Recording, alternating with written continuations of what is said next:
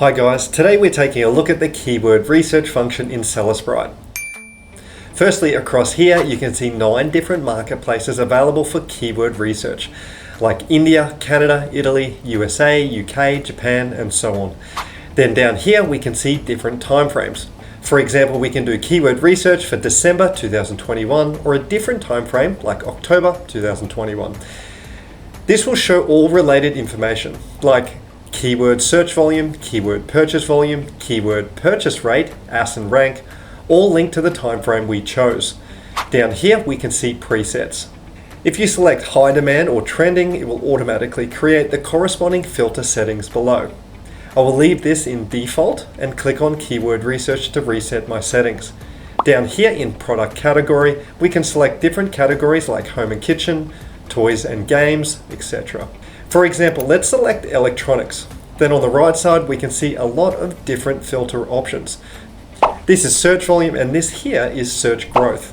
If we put 10 in here, it means that there has to be a minimum of 10% growth in search volume since last month. This here is the year-on-year search growth.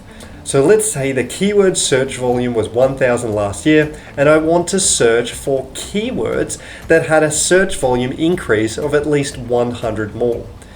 This here is for percentage increase.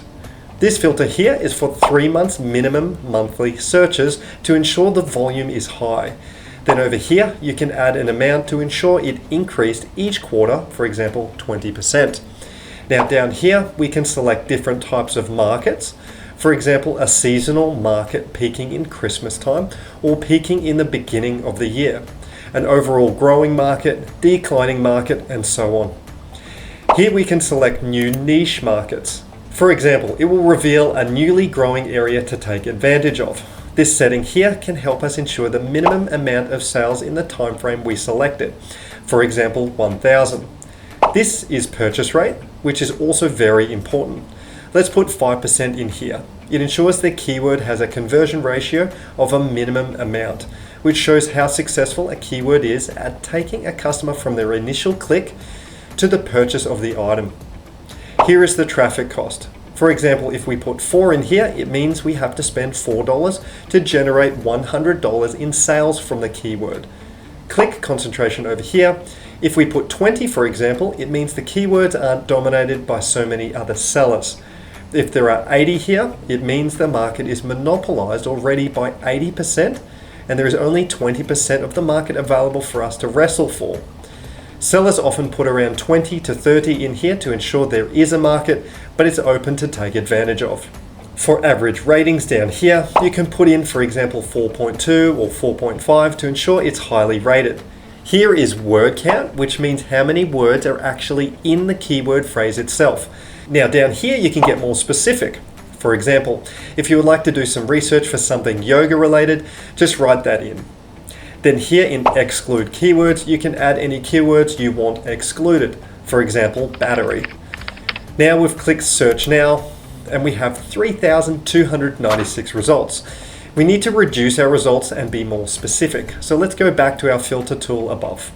For example, we can put 3 words minimum in here. Now we have just 2,320. Then we can specify a product category, let's say home and kitchen. Then we click search now. Now we have just 642 results. Now, as we can see down here, you can see each keyword phrase listed vertically.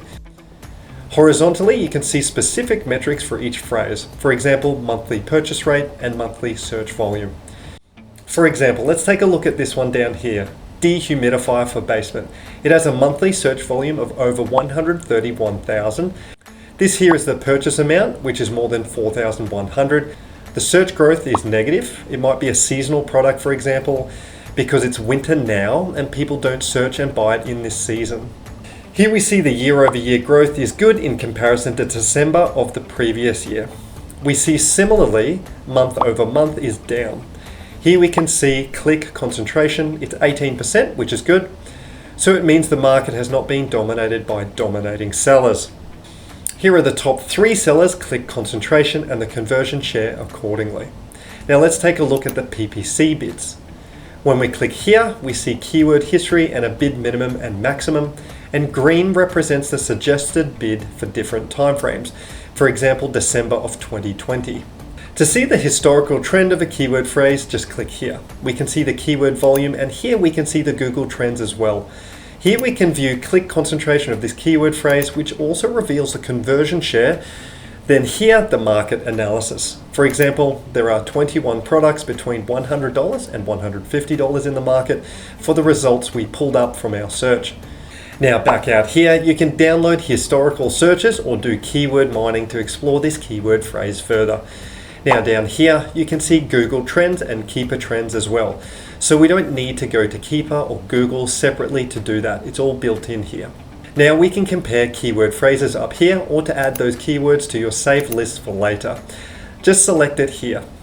Here are previous lists I've created, or I can make a new one like this, then click Save.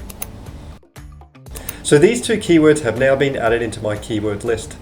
Now here we can export the keywords themselves by clicking here on Export Keywords.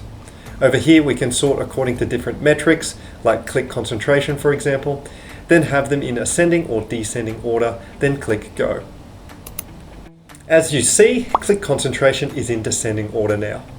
After finding keyword phrases you like according to your filters, you can then do further research here to analyze other things like profitability, PPC strategy, and so on. That's all for today's tutorial of the keyword research function by SellerSprite. Thank you for watching. See you next video.